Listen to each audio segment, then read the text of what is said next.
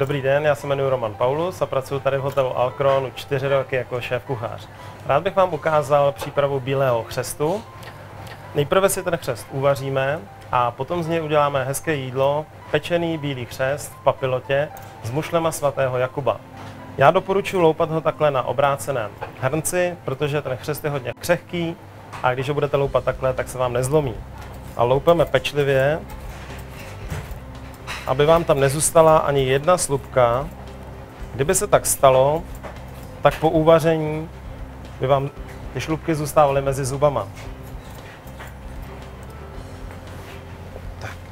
Bílý chřest vaříme ve speciální várce, která se skládá z vody, soli, cukru, čerstvého másla, citronové šťávy.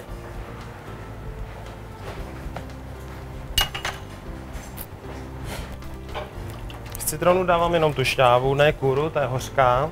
Ten chřest se někdy, pokud ho chceme uvařit, vaří na stojáka. Ta várka je pouze do asi tady té výše, aby ty špičky zůstaly pěkně křupavé. Já je ale potřebuji jenom lehce zblanžírovat, asi 2 minuty. Proto je můžu do té várky dát přímo takhle. Takhle zblanžírovaný chřest si vyndám z várky a pokračujeme dál. Připravím si pečící papír neboli papilotu. Zaříznu.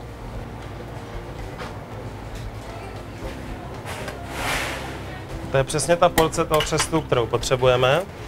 Tady to jsou mušle svatého Jakuba, je už toto očištěné maso. Ty lehce osolím, opepřím.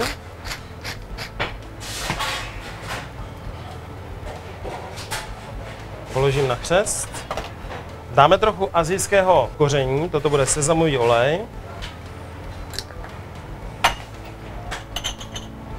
Zelenina kořenová, mrkev, celer a petržel. Marinovaný zázvor. Limetkové listy. 2-3 kostičky másla. A celou obálku pečlivě zabalíme. Tady to je rošlehané vejce.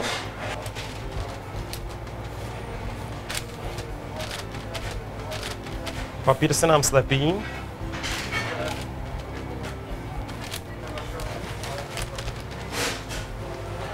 Takhle připravenou obálku vložím teď do rozpálené trouby 180 stupňů 6 až 7 minut.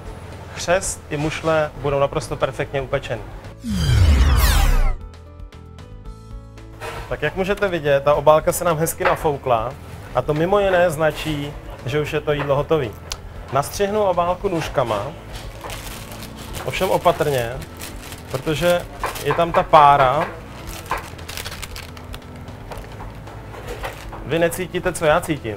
Je to fantastická vůně čerstvě vařeného chřestu, pečeného v papilotě, ty krásné mušle svatého Jakuba, které zůstávají nádherně šťavnaté.